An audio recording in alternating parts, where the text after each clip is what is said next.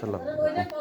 না এ যে যে মানের গাভী অনুপাতে গাভী পালিয়ে যদি গাভী গরুটি হচ্ছে দুধ আর বাচ্চা এই দুটো যদি সঠিক না হয় তাহলে গাভী গরু মানে খামার করে টোটালি লস। আর আপনার এদের মানে হিটিয়ে আসার না আসার বিশেষ কিছু কারণ থাকে, সেটা প্রথম ক্ষেত্রে থেকে বাচ্চা হওয়ার পরে 30 থেকে 35 দিনের মধ্যেই ওর হচ্ছে আর একটা চিকিৎসা দিয়ে দিতে হয়, কৃমি চিকিৎসা দিয়ে দিতে হয়, সাথে হিট আসার জন্যই ওষুধ প্রয়োগ করতে হয়, মানে এক খরচেই সব হয়ে যায়। এই কাজটা কিটা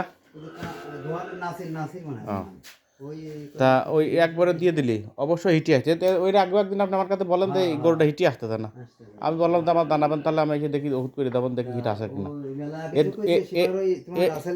এটা দুধ হয় কটক করে,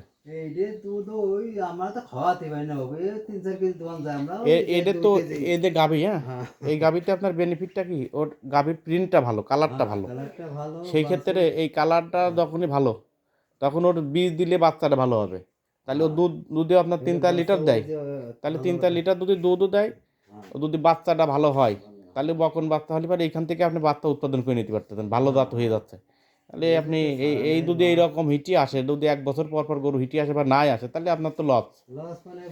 এই 1 বছর যদি একটা সার গরু বলতেন না, ওই গরু তো ওইটা তো অসাধারণ গরুটা, মানে ভালো গরু, এটা নিঃসন্দেহে বোঝা যাচ্ছে, কিন্তু আপনার এই গরুর ক্ষেত্রে ভুল হচ্ছে।